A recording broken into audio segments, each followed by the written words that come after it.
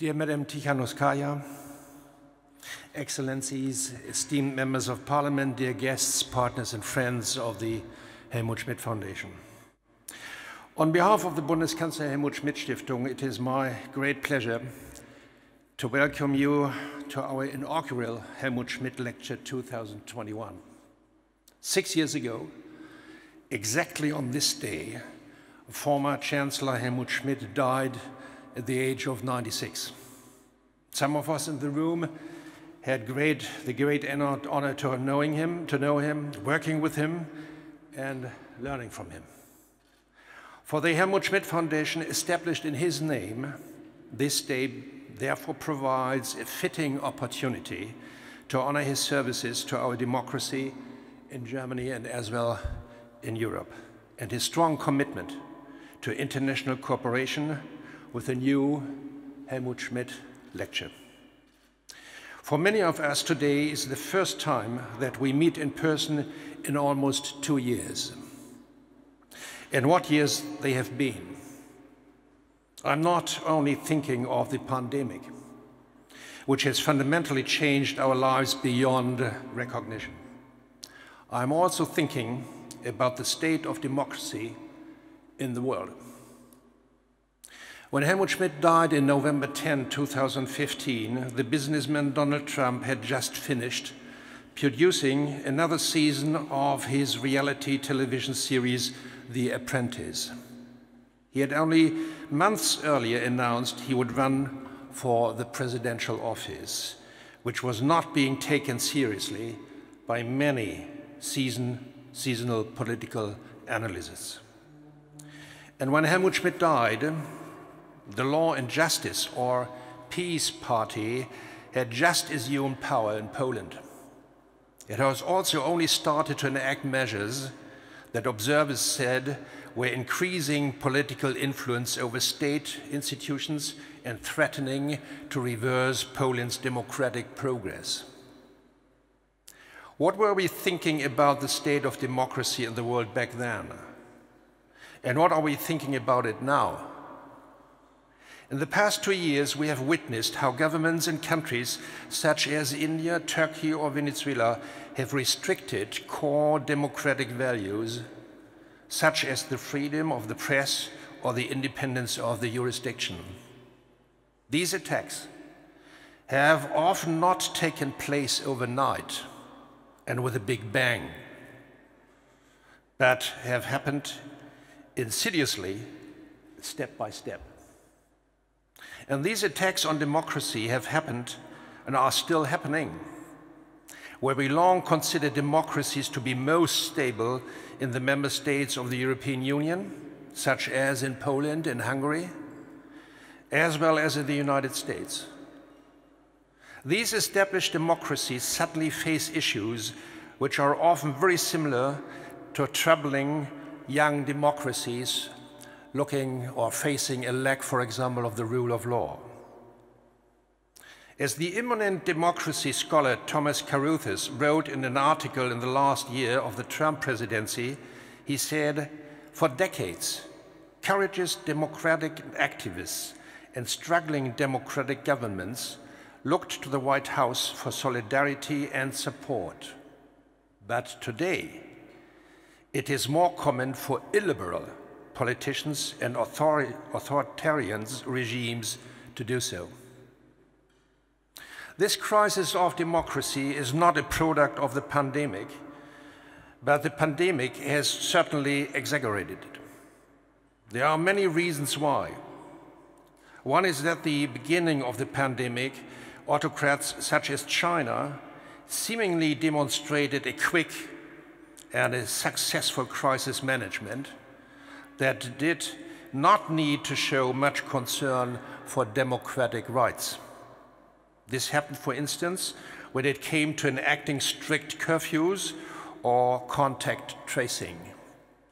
Helmut Schmidt once famously said, the snail's pace is the normal pace of any democracy.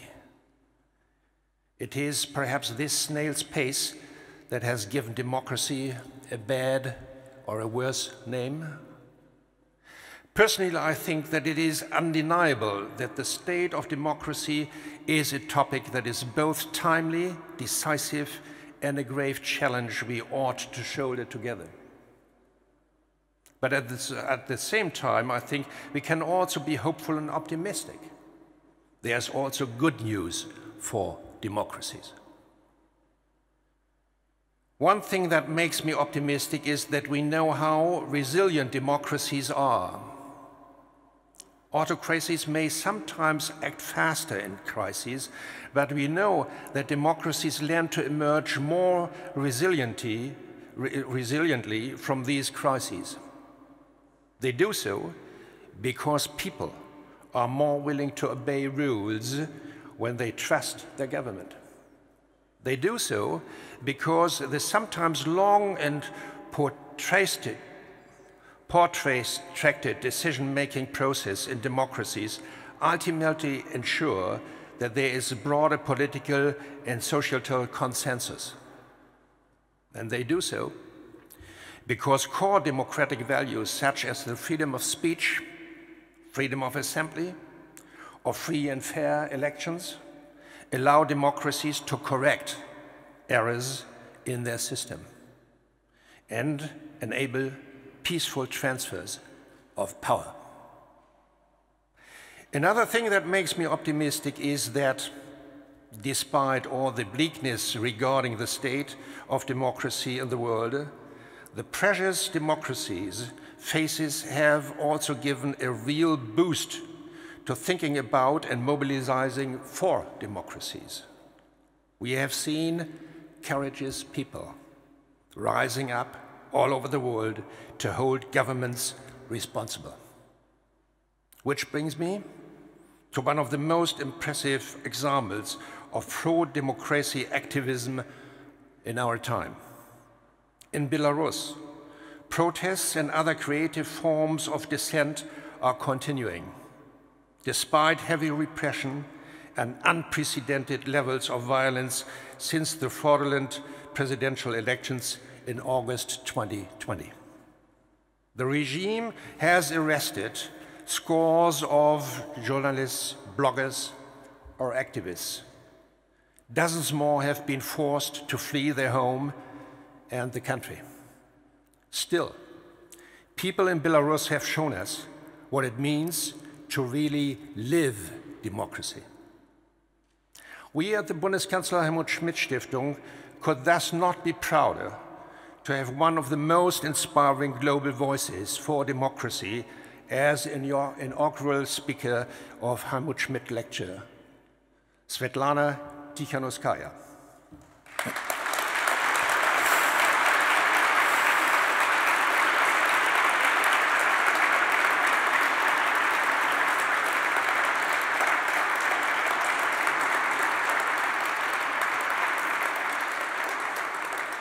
She is obviously the leader of Belarusian democratic forces. She stepped into the presidential race after her husband was arrested for his own presidential aspirations. Since then, she has become a symbol of peaceful struggle for democracy and female leadership. She has inspired unprecedented peaceful protests around Belarus, and she has, from her exile in Lithuania, visited scores of countries, gathering support for a free and democratic Belarus. I know that you all want to hear from her, but before I hand over, let me say a few words of thanks. I would like to thank the outstanding team of the Bundeskanzler-Helmut-Schmidt-Stiftung, who have not only put together this event tonight, but also an accompanying political program for Madame Tsikhanouskaya at high-ranking level, as well as a timely new journal called Living Democracy. It will be distributed this night. I know that everyone at the Foundation went above and beyond to call of duty to put this program together. This event would not have been possible without them and their commitment to this project. Thank you very much to this team.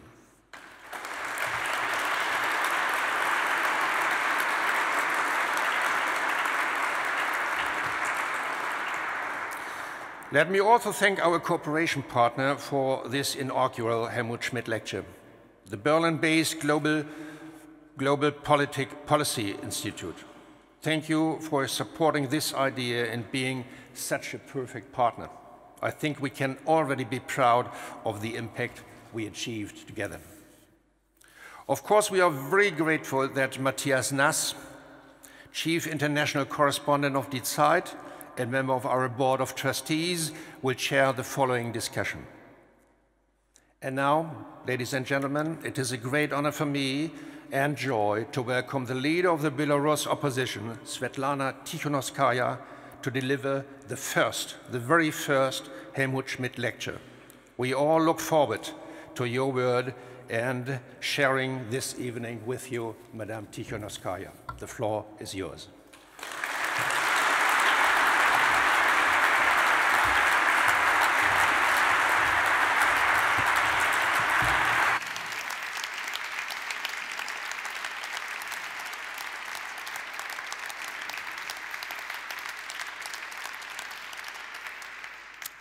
Thank you so much.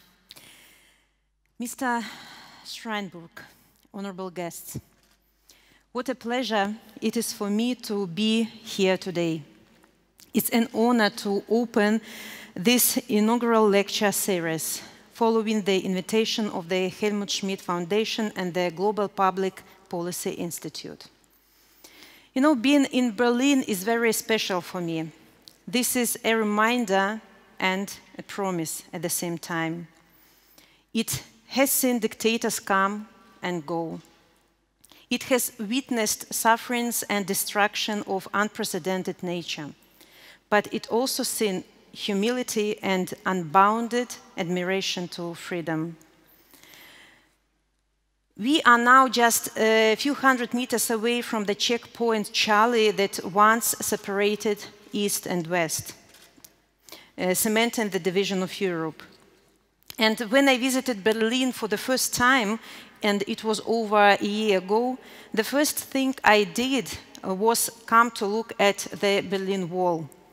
For me, it's not only a place of remembrance, but also a powerful symbol of freedom and peaceful change that we seek to bring about in Belarus.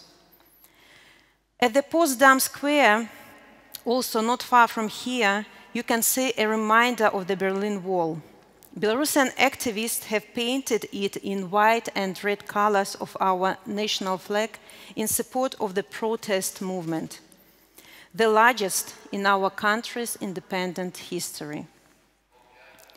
But today it's not the Berlin Wall that is being discussed in the media. It is the construction of a new fence to stop the influx of migrants across the borders with Lithuania, Poland, and Latvia. This migrant smuggling is encouraged and orchestrated by the Belarusian authoritarian leader. The latest news: Belarus is planning to increase its airport capacity and the number of the flights from the Middle East. 5 more airports are soon to open to flights from Damascus, Dubai, and Istanbul. At the moment, about 801,000 migrants per day land in Belarus. Thousands of migrants, including families with children, are trapped in the outskirts of Belovezha forest, one of the deadliest migrant roads to Europe. There is yet another news that has received no attention in the European media: the union state between Belarus and Russia. At last week's meeting of the Supreme Council of the Russia-Belarus Union State, Vladimir Putin and Alexander Lukashenko signed 28 programs. Among them are military agreements aimed at increasing cooperation and economic integration between our two countries. And this is happening against the will of Belarusian people.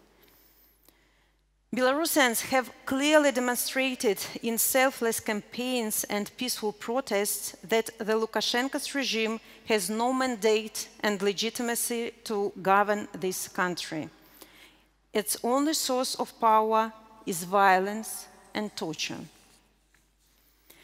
The story of the Belarusian protest is a vivid example of living democracy. That is the topic of my lecture here today. After almost 3 decades of authoritarian rule, Belarusians have found courage to fight for freedom and a better democratic future. And against the odds of pandemic and a suffocating political climate, we raised our voices against injustice and lawlessness.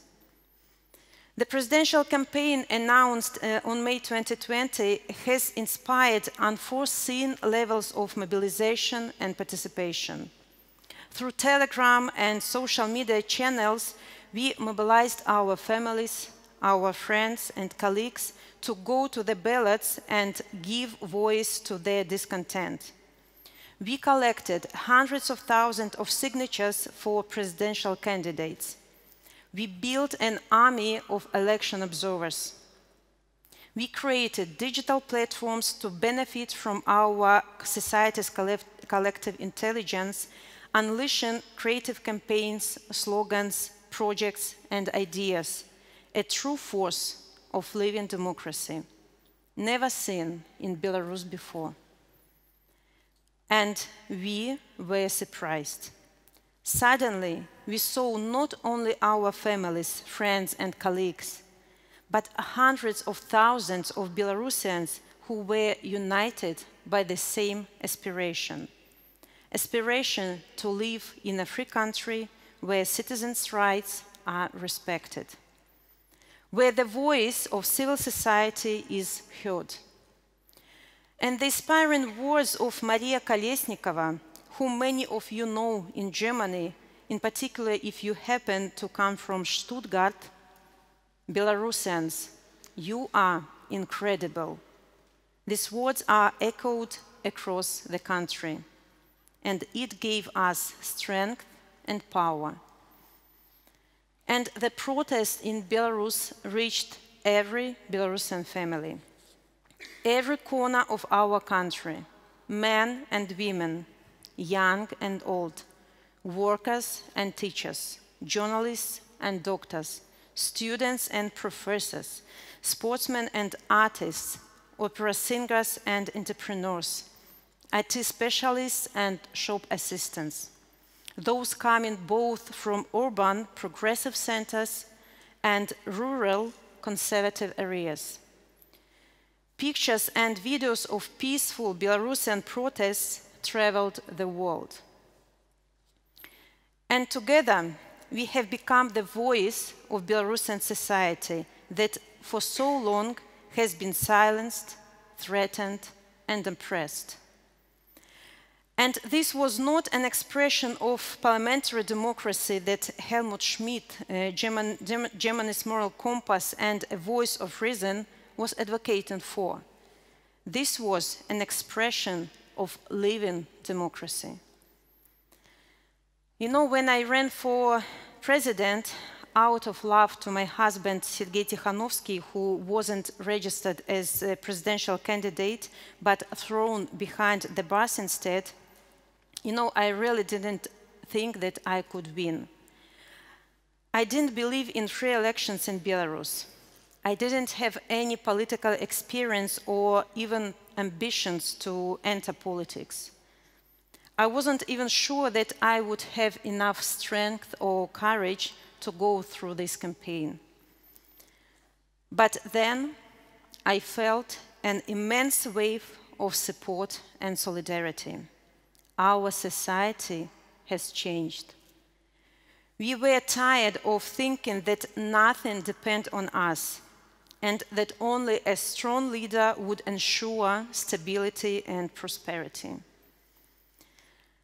The day after elections, I went to the Central Election Committee to challenge the official claims that Lukashenko had received more than 80% of the votes. Following blatant manipulations and exchange of ballots, no one could take these claims seriously. Instead of submitting my complaint and demanding Lukashenko to hand over power, I found myself talking to two security service officers. and they were painting a grim picture of my children's future with both of their parents in jail, coercing me to leave the country. I was devastated and I was frightened.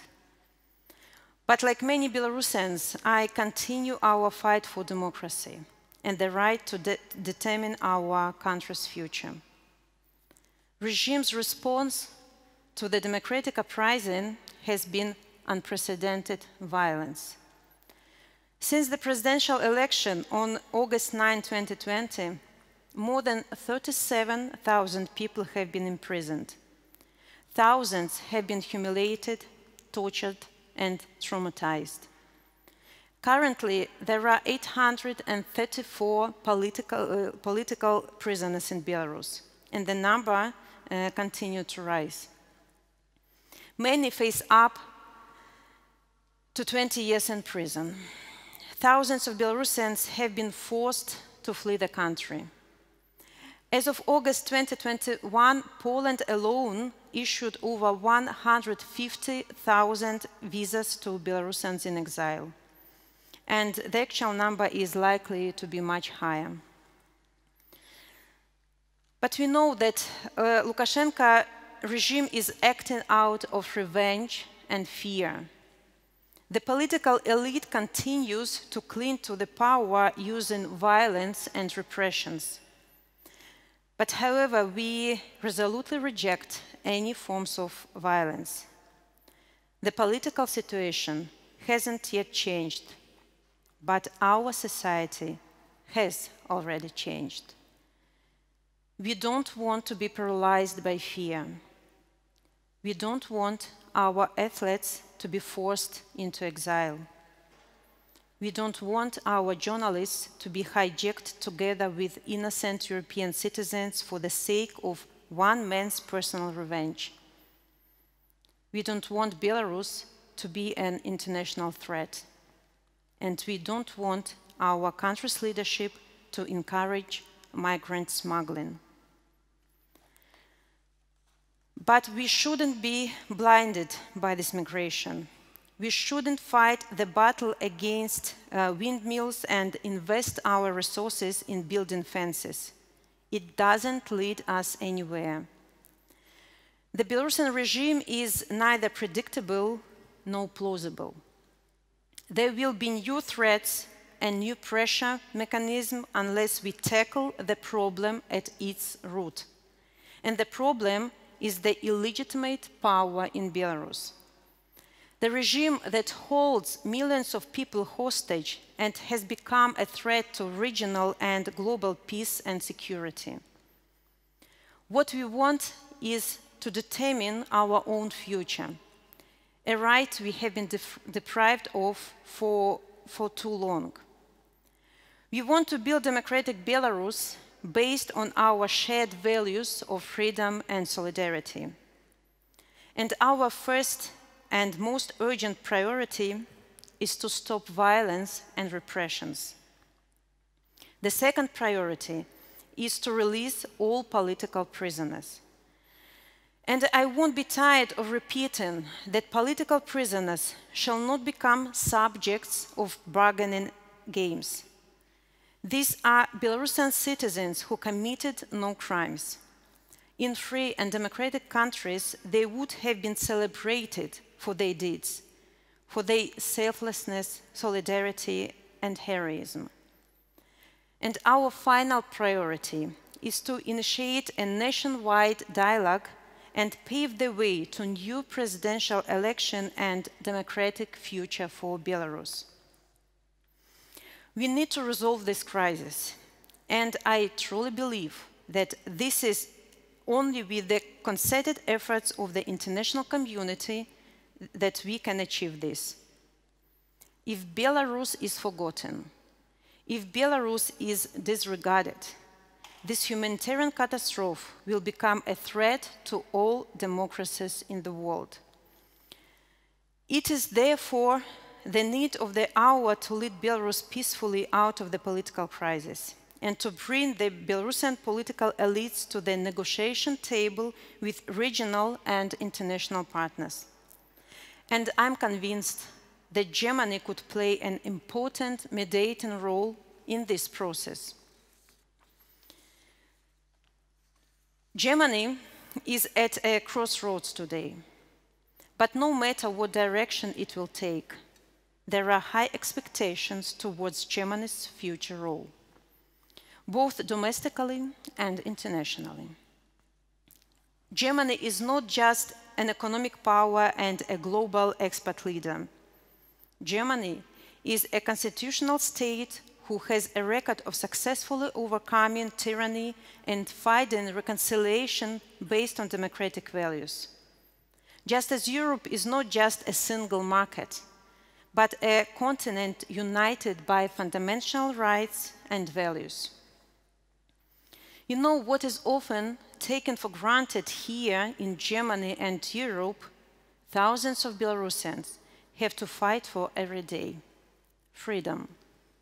Freedom to vote, freedom to protest, freedom to exercise the profession you like, freedom not to end up in detention center after a peaceful demonstration, freedom to be safe in the streets of your city, freedom to go on strike, freedom to elect our own leader, and freedom to be alive. But fight in Belarus is not just about Belarus. It's about the future of democracy in Europe. And we need more bold action for democracy.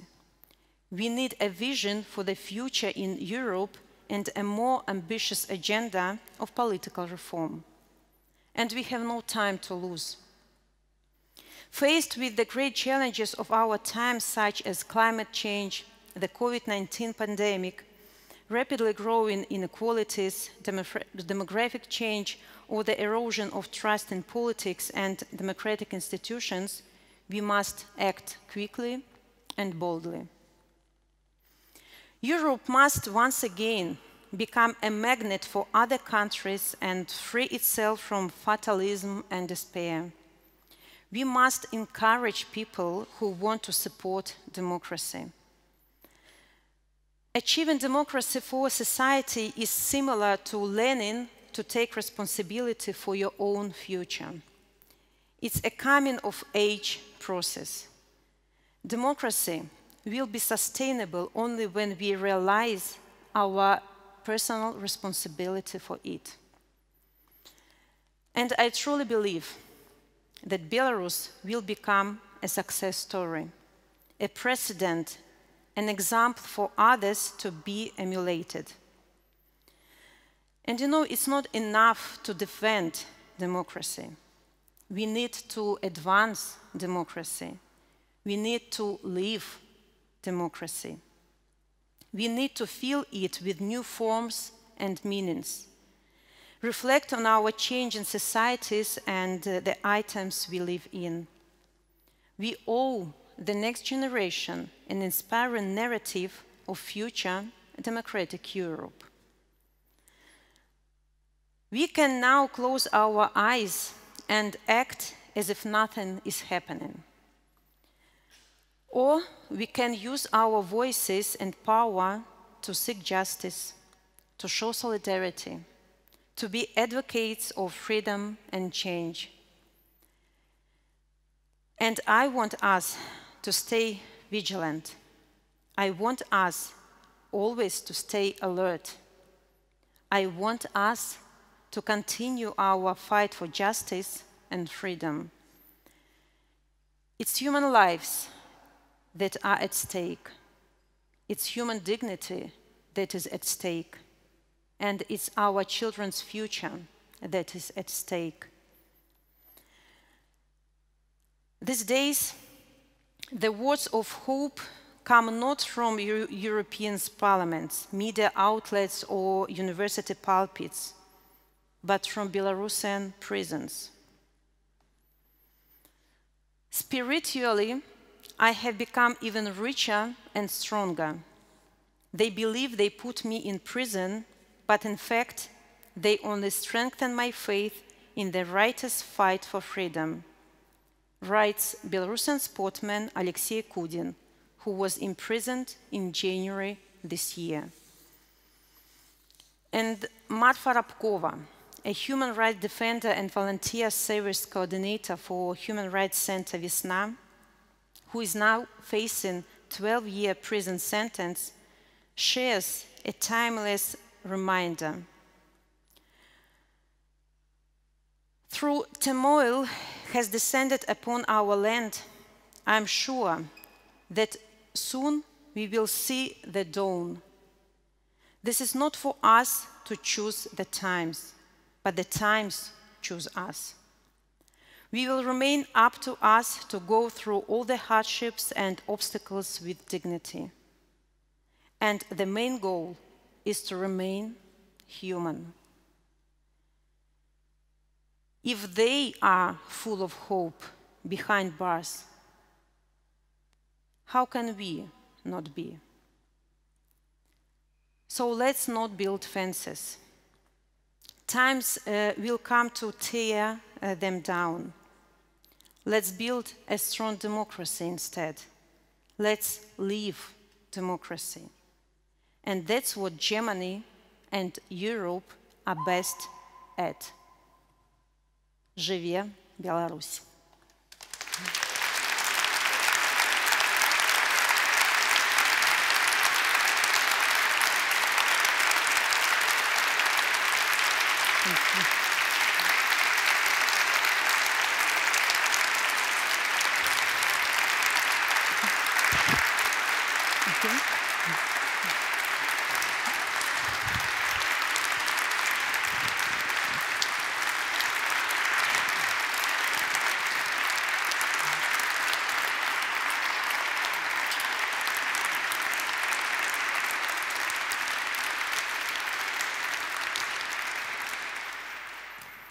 Thank you so much for this impressive speech. As Peer Steinbrück said, we could not have started this lecture series with a more inspiring speaker. It's a pleasure to have you here. And it makes us proud as Europeans to have you here. So welcome in Berlin. But there are some negative and somewhat depressive news coming from the border of your country. You mentioned it in your speech. And the news are getting more dramatic. So perhaps before we start talking about the democracy movement and the opposition movement in Belarus, can you give us a little bit your thoughts about what's happening right now at the border between Belarus and Poland? How do you assess the situation? What is Lukashenko trying to achieve, and what should Europe's answer be? I'm sure that it's evident for everyone that this migration crisis is orchestrated by regime in Belarus. And this was made for several reasons, to my opinion. First of all, so as no one European country recognized Lukashenko as a legitimate ruler of our country because he lost elections, he needs this legitimization of himself. He made this crisis to blackmail European Union for them start talking to him. Like, look, I organized this crisis. If you talk to me, I will deal with this. I will complete this.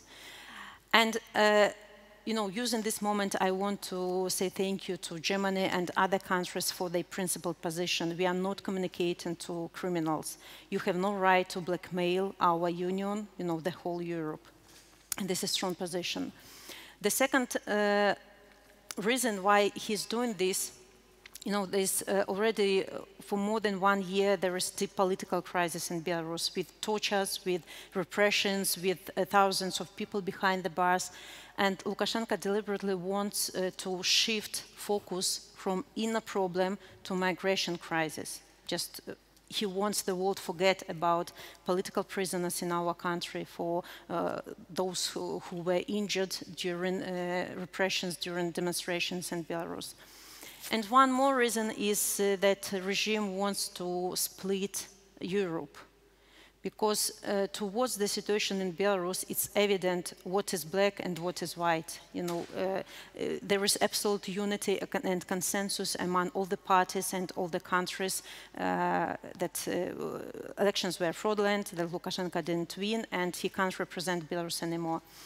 But this migration crisis brings a lot of questions, you know, towards Poland, towards treat of migrants and so on, and there could be argues among parties, among countries, and it's very convenient for Lukashenko. And that's why, once again, I want to call on European Union, stay united. This is your power, this is your strength. While united, you are strong, and keep your principled position on foreign policy and, you know, towards Lukashenko. And once again, I want to remind that perhaps it's possible to solve migration crisis that was made by Lukashenko. But solving migration crisis, you will not solve political crisis and humanitarian crisis in Belarus. We know who is guilty in this, what is the core of the problem. You know, migration crisis or hijacking of Ryanair flight is only the symptoms of illness in Belarus. But solving political crisis, getting rid of dictatorship, will simultaneously solve migration crisis. So don't shift focus and think about the core of the problem. I don't think the focus will be shifted. I actually think it's a very cynical action by the regime, but it's also not very smart. I think it's very stupid because it unites Europe even more on this issue. But of course, as so often in these questions, there is a conflict between what is morally and politically wise to do, to take care of these people humanitarianly, but also we have to watch our security. How would you advise us to solve this conflict between security and humanitarian assistance to these thousands of people who are now in the forests of Belarus? Yeah, absolutely. We understand that those poor people, those migrants, they are also hostages of this regime. And we have to implement mechanisms of taking care, possible care of those people, like send humanitarian aid, warm clothes, food to people on the borders. But we understand also, you know, I'm sure that European Union understand that allowing those people in the country, and you know that Germany is the aim to come in, we will show you, like, your weakness. You blackmail us, like regime blackmails us, and we accept this blackmail. He can't bargain with people, he can't bargain with migrants. It's becoming a problem for regime as well. You know, thousands of people on the streets, they are sleeping in undergrounds, in shopping malls, and Lukashenko understands that European Union is not going to communicate to him, and he deliberately, with the help of, again, violence, police officers bring thousands of people directly to the border, just showing them to Europe. Look, they are poor people, they are freezing, they are hungry. Isn't your heart bleeding? You know, it's like, you know, cruelty and no. It's awful situation, but we have to use other mechanisms, not allowing Lukashenko like blackmail you. I think there is a consensus in Europe that we cannot let this stand, and there will be, I think, a parliament debate tomorrow here in Berlin about this too. And there is a talk about sanctions, and I think you also have asked for sanctions to be put into practice. What actually do you think would be the most effective sanctions in this situation? You know, since the beginning of Belarusian uprising, we honestly tried to appeal this regime diplomatically, just through leaders, through different international organizations whose task is to solve such types of crises. But we now understand that regime understands only the strength of power, and the most powerful impact on regime can be economic isolation, economic sanctions. So we asked for sectoral sanctions on the regime through 10 months, and only after hijacking of Ryanair flight, European Union showed that sanctions can be imposed rather fast. And sectoral sanctions were imposed, though also a lot of loopholes have been left after that sanctions, and they can't work in full strength. Now we think, again, coming back to economical sanctions, we think that it's would be very impactful to sanction 5 state banks in Belarus. It will not, people will not suffer from these sanctions because we have private banks where they can keep their money, assets, and so on, but it will impact regime directly. I know that the 5th package of sanctions is being discussed in the European Union. I don't know who is going to be on the sanction list, but I truly believe that the European Union understands the necessity and the impact of those sanctions. And American sanctions are going to be start working on the 9th of December, and they are going to be very painful for the regime. And I have to say that looking back into our history, when we had political prisoners and almost the same situation, not almost, just there were much less demonstrations, much less political prisoners, but only threat of sanctions made Lukashenko change his behavior. If you look back at the last year or so, since the fraudulent elections, there has been a lot of admiration here. Admiration for the courage of the opposition movement, of yourself, and the other leaders of the opposition, like Maria Kolesnikova, whom you mentioned already in your speech. So there has been a lot of admiration, but has there been enough political support? You have been traveling through Europe in the last few months. You have a very interesting program here in Berlin. The political support that you feel when you talk to people here, is it enough from your point of view? Do you expect more? And then what would that be? You know, I have to say that I'm so grateful to democratic countries that since the beginning of the revolution, and I had to flee the country, but democratic leaders started to accept me on the highest level. Presidents, prime ministers, they accepted Belarusian people in my face. They started talking to us. I think there was like a lot of political support and people support, but maybe it wasn't enough concrete actions, and the actions were not fast enough. Can you say what kind of concrete actions you would like to see? What is at the top of your list, so to say? Okay, I mean, for example, when our demonstrations were on the peak of demonstrations, yeah, the level of demonstrations was very high. For example, strong sanctions would help greatly to our situation. I think that maybe we lost the momentum because the level of violence from the regime was very high, but people were very strong and inspired, and we have been waiting help from European Union, stronger help. But we asked for sanctions. But first 3 packages of sanctions, they were not impactful enough. It's kindly saying, because there were hundreds of thousands of people in jails, in exile, and there were only 80 people on sanction list. It's not the answer we have been waiting from European Union. I understand bureaucracy and maybe you were cautious, but now looking back, we understand that we left that momentum. Don't be too kind. Just speak up. I mean, no, but because I really feel gratitude to to Europe. Because it wasn't just the fraudulent elections last August. It was the 800 and more political prisoners that you mentioned. It is the violence. It is the torture in prison and the abduction of Roman Protasevich, as you mentioned, the plane that was been abducted.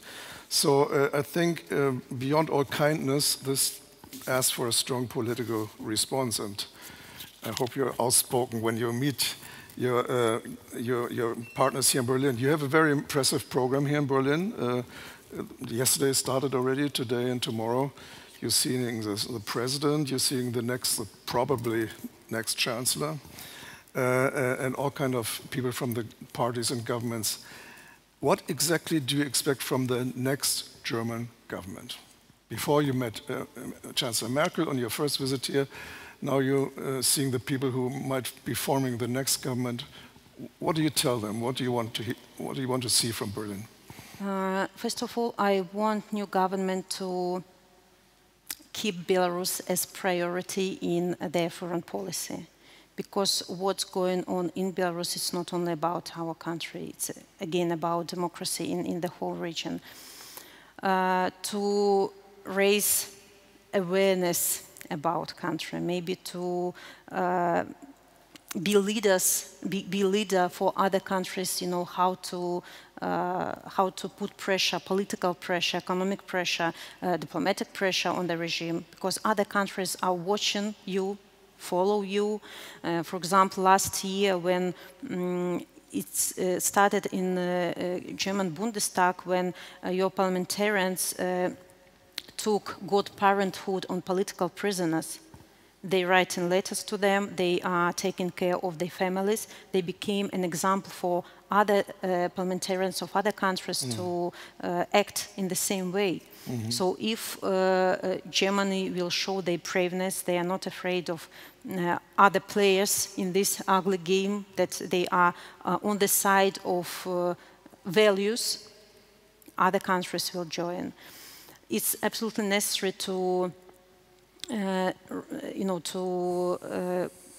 be vocal about Belarus. It's necessary to take very active participation in all the events about Belarus. For example, on the 22nd of November, there will be high-level conference organized by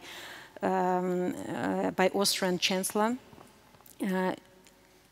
It will be important that Germany will participate on possible high level on this conference. Or we may talk about Eastern Partnership Summit.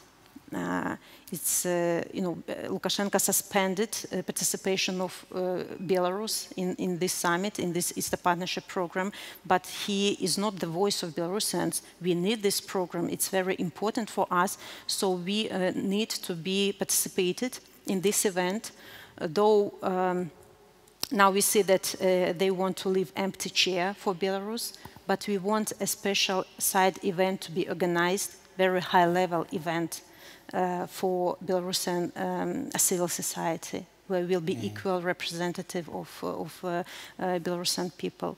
Or there was one idea you mentioned before, a role of a mediator.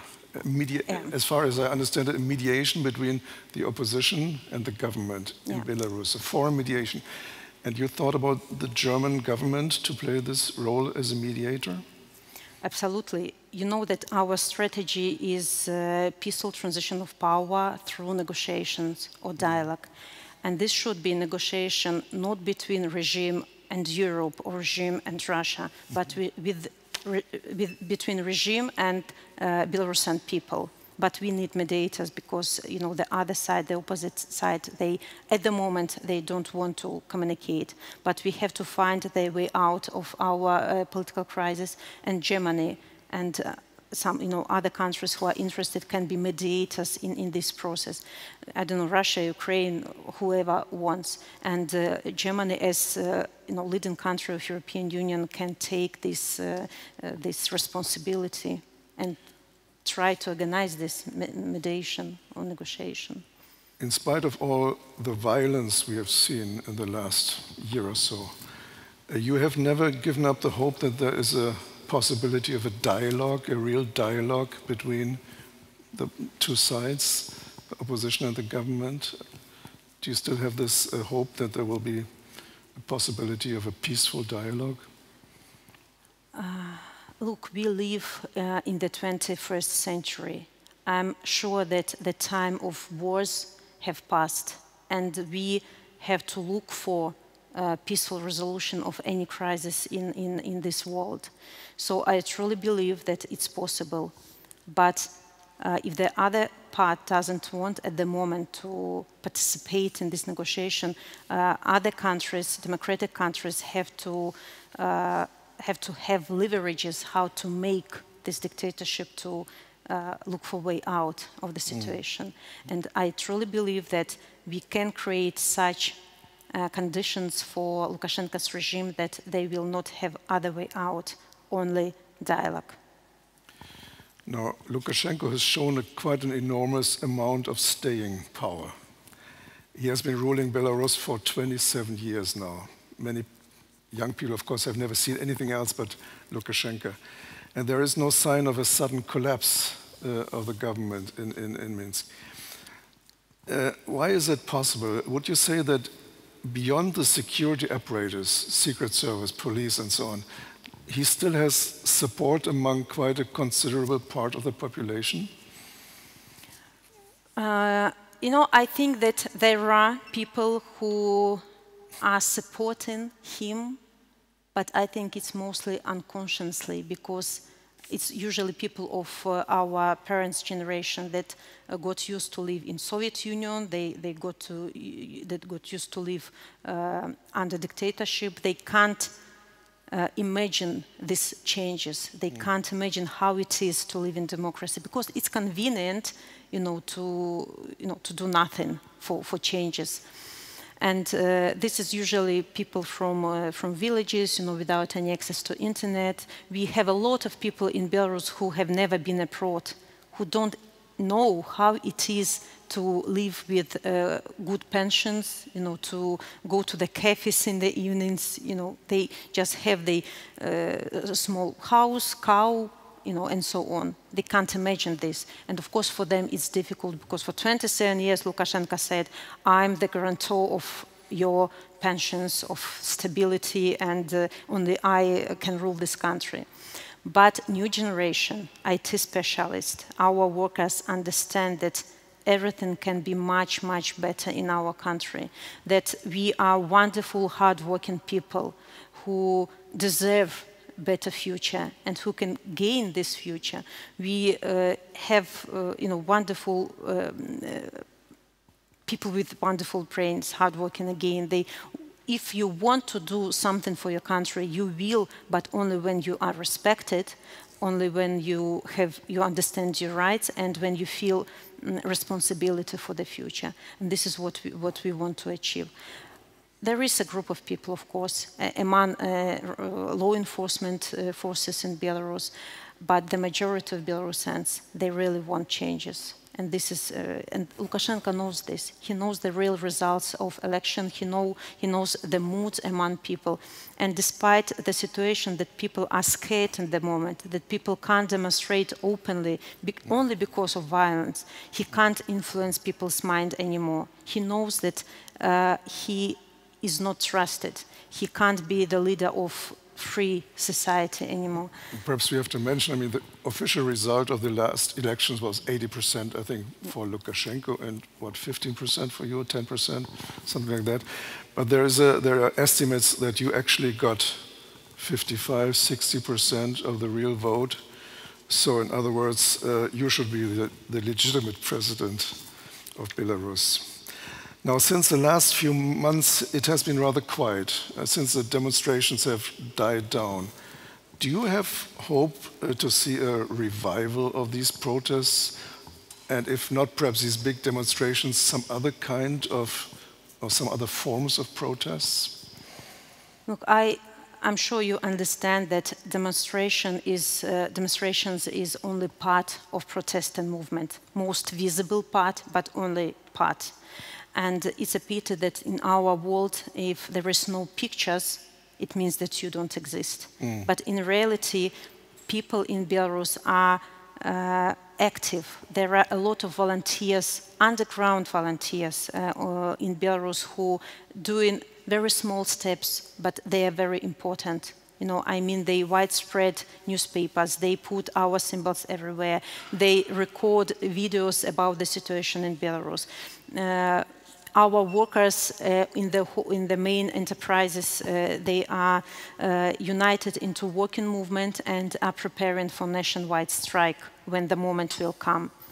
We have ex-law enforcement officers who left their service because they couldn't endure this lawlessness in Belarus, and now they had to flee to Poland, and now they using their connections with the actual law enforcement in Belarus, and though people who are still in the regime, they give us information, documents, they are leaking videos and audios from inside of the regime.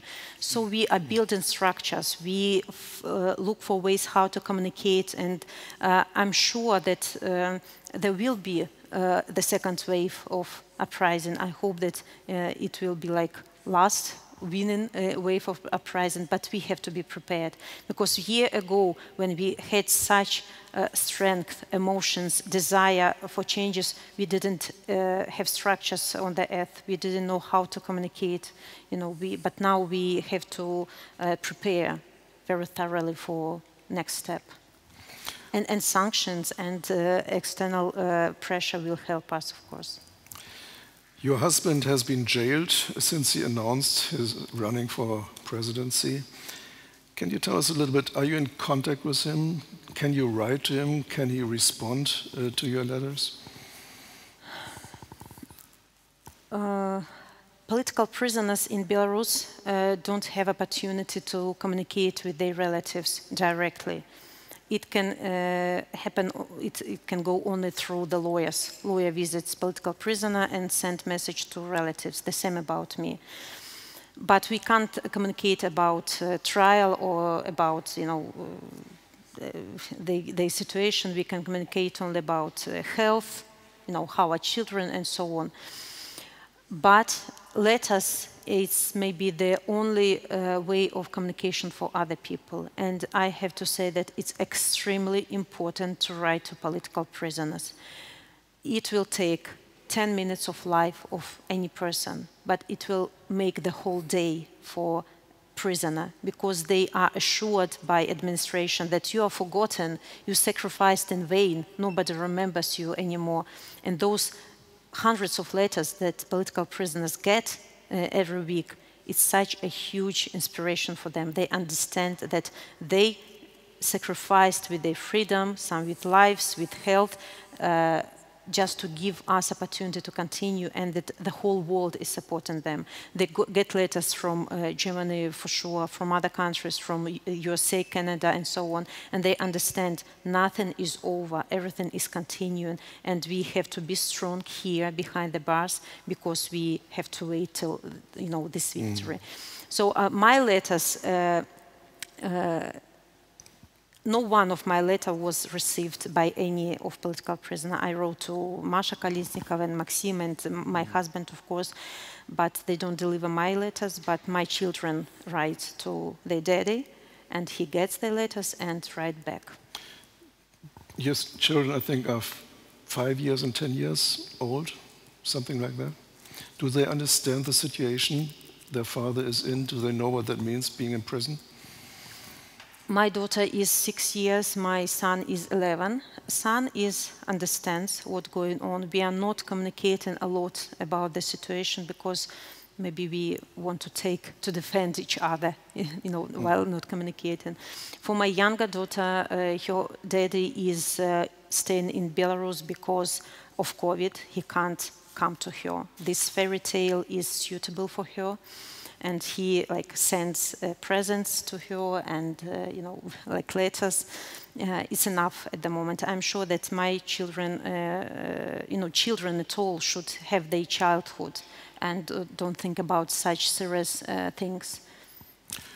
What do you know about the present situation of Maria Kolesnikova? You mentioned her in your speech, and she's well known because she lived in Stuttgart in Germany. And she was jailed in September for 11 years. What do you know about her present situation? You know, first of all, I have to say, underline that Maria is such a heroine of this uprising. She's a unique person. No, maybe not everyone, maybe no one even could tear passport, you know, to stay in the country, knowing that she could face years in jail. I think that Masha is very light and strong person. And even behind the bars, she's smiling all the time. She's singing. She's trying to organize other girls that with her in the cell, just you know, communicating, singing, or whatever. She continues to live there, not just wait until victory comes, but she's continuing, you know, to live there. And this is our Masha. This is her energy. And when she had her court trial, when she had her sentence trial in the court, she was like showing hearts and smiling. And it is one more inspiration for other people. Look, she is not giving up. Do we have right to give up? No, because she's, you know, she relies on us. We are the only who can help you not to be those 11 years in jail. This is our responsibility now. She did everything she could for this revolution. So, 3 women have been the leaders of the opposition. Yourself, of course, Masha Kolesnikova, and Veronika Zepkelov. So it's obvious that the women of Belarus play a very special role in this protest movement. How would you describe that role? Does it change anything that there's a female leadership of this protest movement?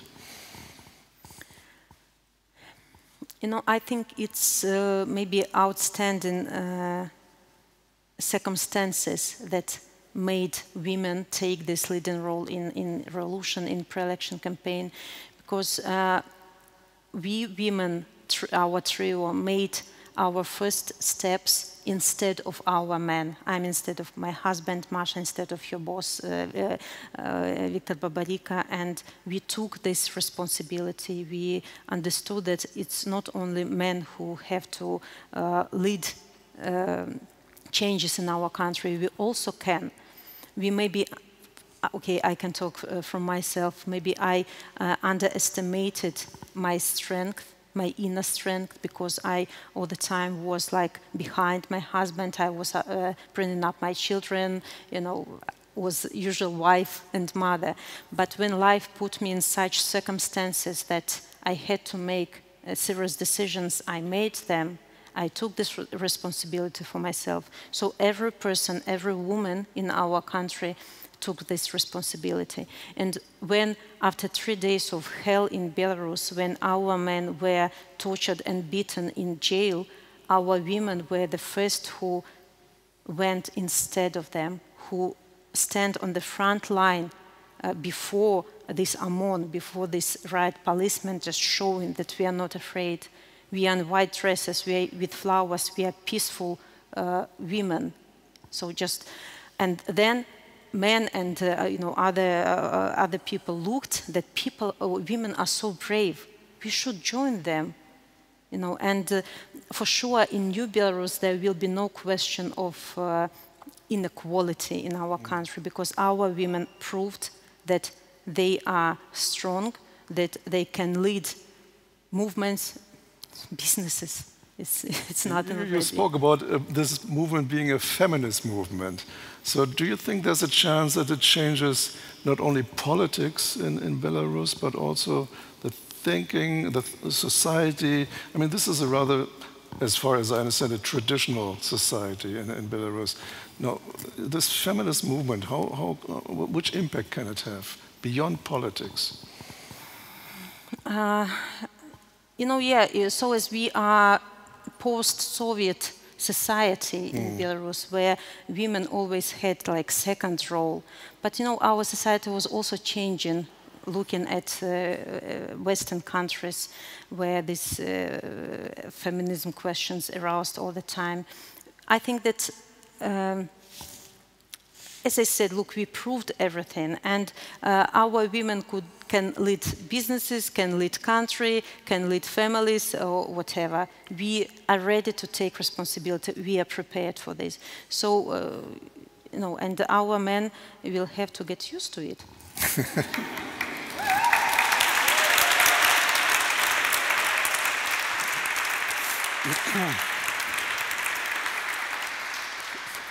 I just wanted to ask you whether you can encourage other countries. You got to the answer already, yeah. But beyond that, what can we learn from these movements, with this movement for democracy in Belarus, in Western Europe, or in Europe in general? I said in the beginning that we are very proud of being citizens of Europe when we look at your movement in Belarus. What do you think we can learn from that? In very different circumstances, of course. What we have to learn is that way to democracy is never simple. And this is our fate at the moment. We are making our history. But the countries that are already democratic, that gained their democracy also in different ways, they have, first of all, to perish their own democracy and values, but also to stand with those countries that is on the difficult path to those changes. And it's very convenient to live in democratic world, like closing the eyes on the countries that are suffering from dictatorship. It's very convenient, you know, I have wonderful salary, I have a lot of rights in my country. People get used to it and forget that there are neighbors where people have to fight for the values you have. So waste your time, waste your attention to those who demand this attention at the moment. Just spend, spend time to write, a letter to political prisoner. Join rallies of Belarusians here in Berlin or, around the world. If you can donate to initiatives that help political prisoners or media or whatever, to help people, first of all. To raise importance of democracy, you have to understand that some people fight for it at the moment, and you can be part of this fight, not to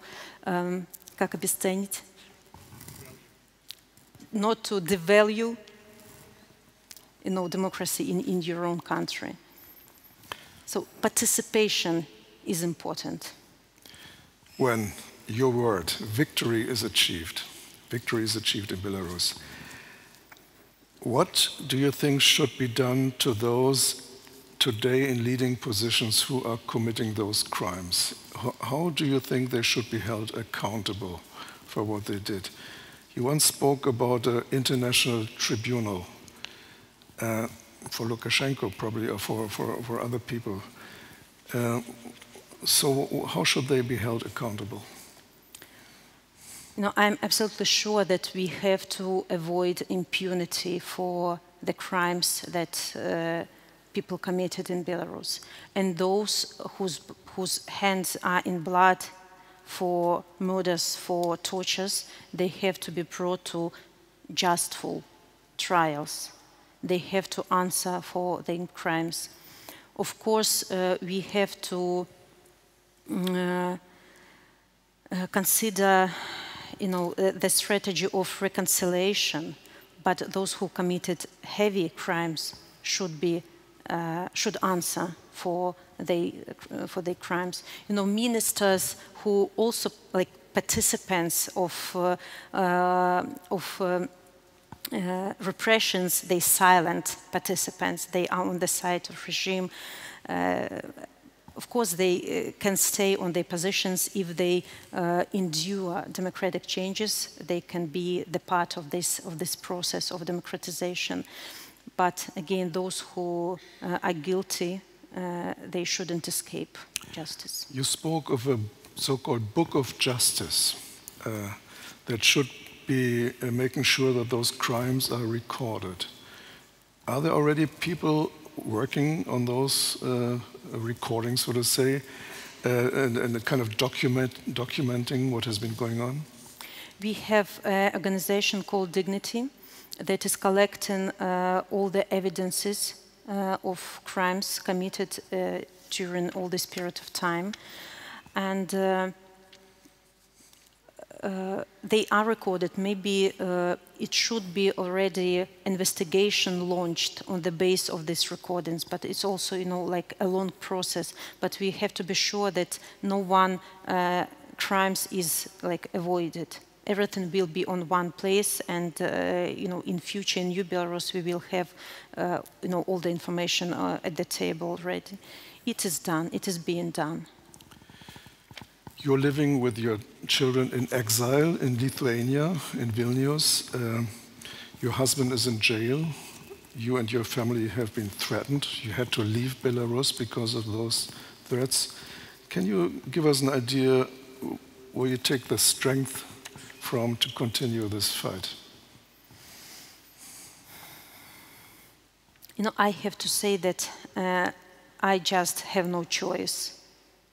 And waking up in the morning, sometimes I'm really exhausted and lack of strength.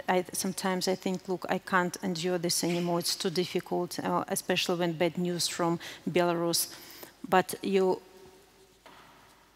coming back to those, to our friends, to our beloved who are in jail, you understand that you can wake up, take a shower, have a cup of coffee, you'll go to your team, we are supporting each other, but my husband can't, Masha can't, take shower every day, shower only once a week. They can't have normal food, they can't have medicine care there, and you understand you have no right now to say, I can't do this anymore. My anger is transforming into strength. Support from Belarusian people is transforming into strength. Support of and solidarity of international society is transforming into strength. I will have rest, but later, together with my husband, together with thousands of people who will be free. Who's helping you?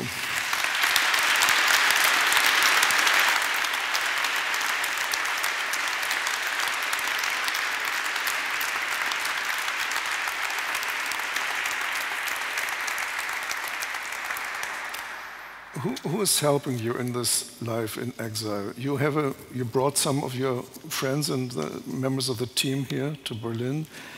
Who are these people? Look, my team is millions of Belarusians. Of course, you have some people who are close to you. We are working together on international agenda, who are helping me to organize conferences with Belarusians, who are our connection with people on the ground.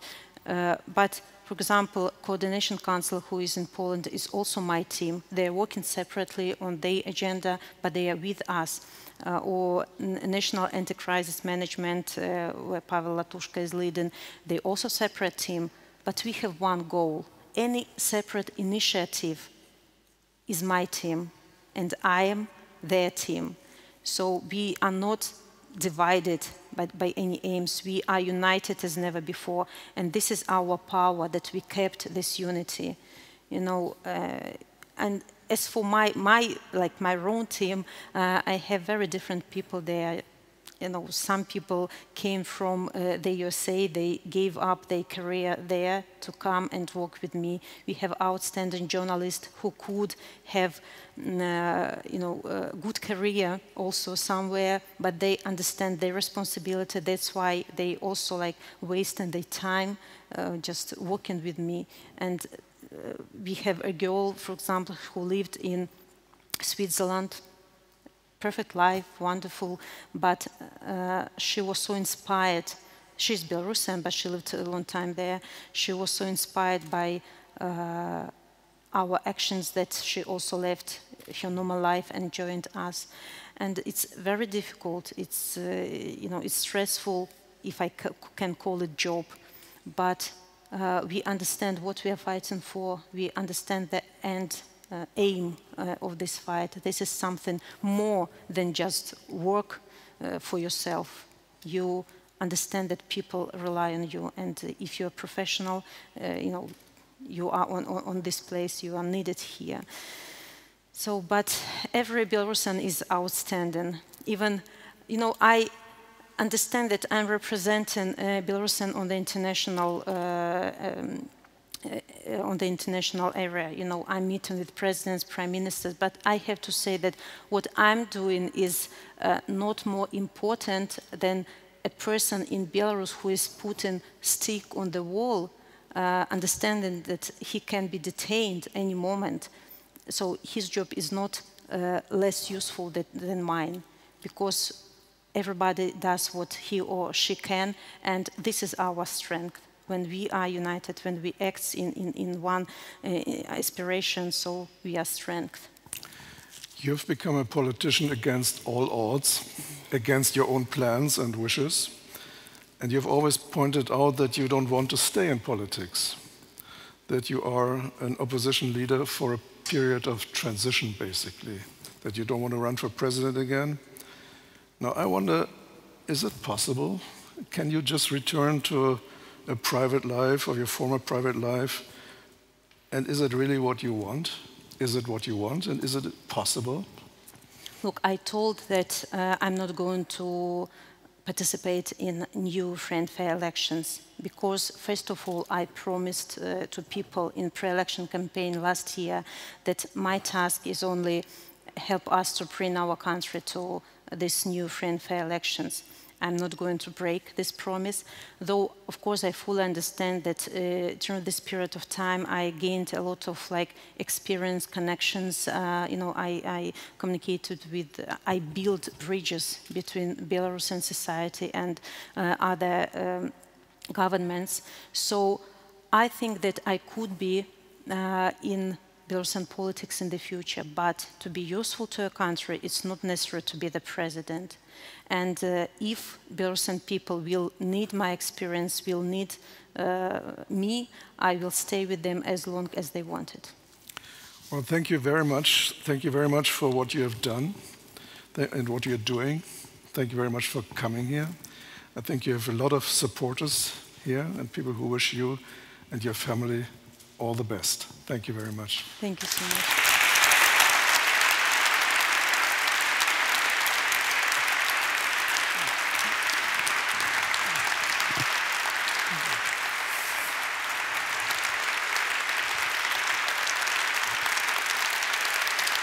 Should I go?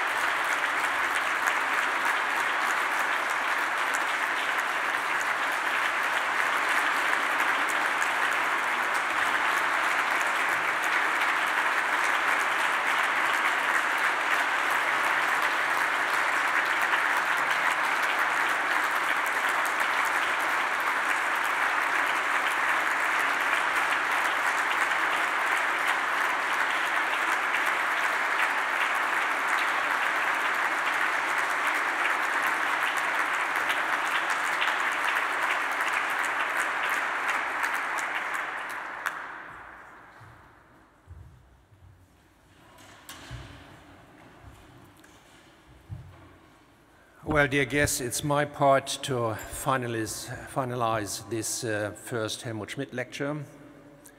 And I must say it is a personal matter for me, Mrs.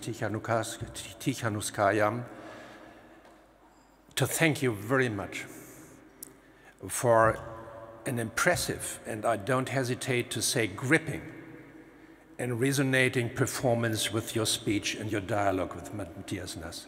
Thank you very much.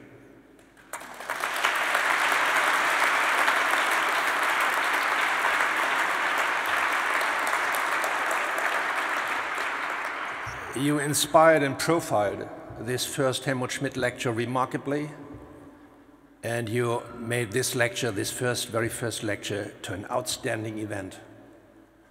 So thank you again. I think you can take it for sure that every guest in this room wish you, as I guess, a broad majority, perhaps an overwhelming majority of the civil society in Germany, every success with all your confidence in Belarus and in exile, in your struggle, in your fight, in your engagement for a democratic change in Belarus. And I think you can take it for sure that policy in Germany and the people in Germany would highly welcome a democratic Belarus as a good neighbor. I think we get the message.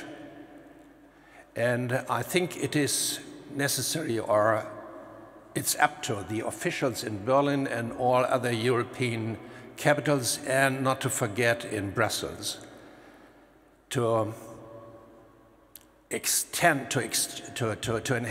the pressure on the Lukashenko regime, which means, as far as I understood, that these sanctions should be broadened, extended to wider parts of the Lukashenko regime. I think we get the message. And I think it is necessary to give you, in this sense, every support for your fight. I will not forget to thank Matthias Naß for his masterfully moderation of the dialogue with Mrs. Tsikhanouskaya. Thank you very much. It is good to know you on our side as a trustee of the board of the foundation, and I highly welcome your engagement for the foundation. Finally, it is a pleasure for me to announce a band, Schon. They will accompany with some music during our reception. And to this reception, I invite now, just right now, enjoy the evening. Thank you very much for coming, and take care.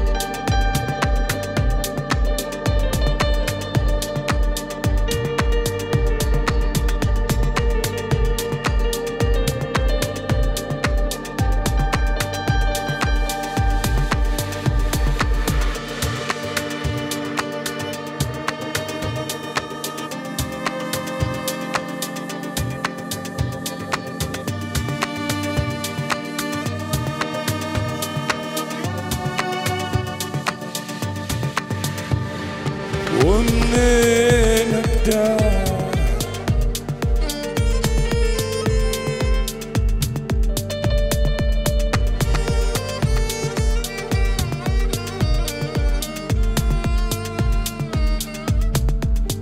يابا ومنين ابدا يا قلبي لو قلت فنون بوصف خداب الاول ولا العيون خايف لو قلت خدوده تزعل عيون واللي فينا مكفينا ما بدنا غبون